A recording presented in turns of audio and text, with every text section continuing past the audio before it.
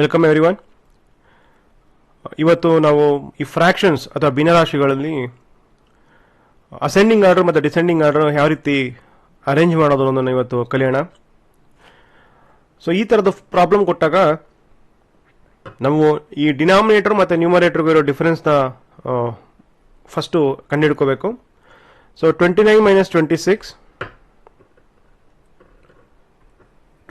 26 is 3, 57 minus 51 is 6, 47 minus 43 is 4, 103 minus 91 12. ನಾವೇನಿಲ್ಲ, just ನ್ಯೂಮರೇಟರ್ಗೂ ಮತ್ತು ಡಿನಾಮಿನೇಟರ್ಗೂ ಇರೋ ಡಿಫರೆನ್ಸ್ನ ಮೇಲ್ಗಡೆ ಬರ್ಕೊಂಡಿದ್ದೀವಿ. ನಾವು ಈ ಡಿಫರೆನ್ಸ್ ಎಲ್ಲ ಬರ್ಕೊಂಡ್ಮೇಲೆ ನಮಗೆ ಬಂದಿರೋ ಡಿಫರೆನ್ಸಸ್ಗೆ ಎಲ್ ಸಿ ಎಮ್ನ ಕಂಡುಹಿಡಿಬೇಕು. ಎಲ್ ಸಿ ಎಮ್ ನೀವು ನಂಬರ್ಗಳನ್ನ ಅಬ್ಸರ್ವ್ ಮಾಡಿದ್ರೆ ಗೊತ್ತಾಗುತ್ತೆ. ಈ 4 ನಂಬರ್ಗಳಿಗೆ ಎಲ್ ಸಿ ಎಮ್ ಬಂದು 12. ಯಾಕಂದರೆ ಇದೇ ಲೀಸ್ಟ್ ಕಾಮನ್ ಮಲ್ಟಿಪ್ಲೈಯರ್. ಈ ಎಲ್ಲ ನಂಬರ್ಗಳು ಈ ನಂಬರ್ನ ಡಿವೈಡ್ ಮಾಡ್ತದೆ.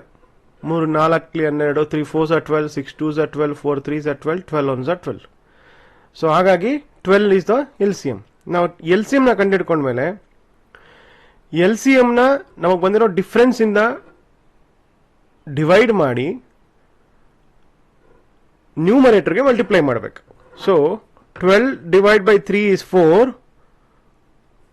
4 into 26 ಎಷ್ಟಾಗುತ್ತೆ? 104. Same way 12 divided by 6 is 2.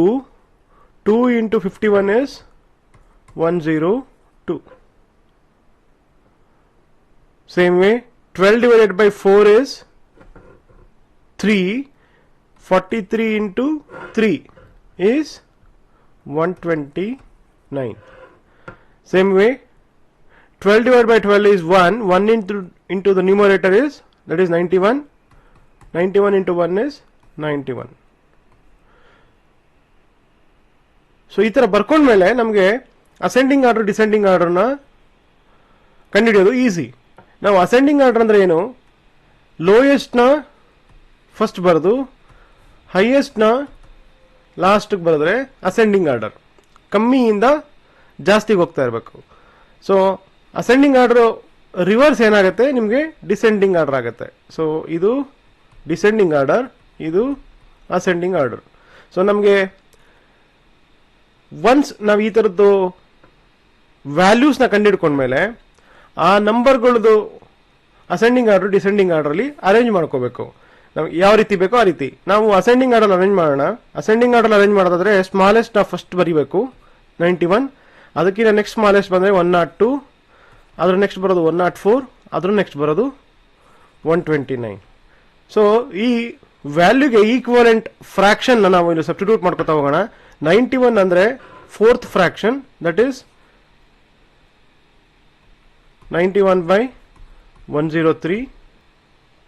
102 ಅಂದರೆ second fraction, that is 51/57.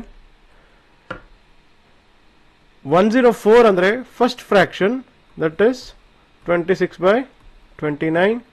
And 129 ಅನ್ನೋದು ಥರ್ಡ್ ಫ್ರಾಕ್ಷನ್. ಇಲ್ಲಿ ನೋಡಿ, ಇದು first fraction, second, third and fourth. So 91 ಅಂದರೆ fourth fraction. Fourth fraction is 91/103. 102 ಅಂದರೆ ಸೆಕೆಂಡ್ ಫ್ರಾಕ್ಷನ್ ಬಂದು 51/57.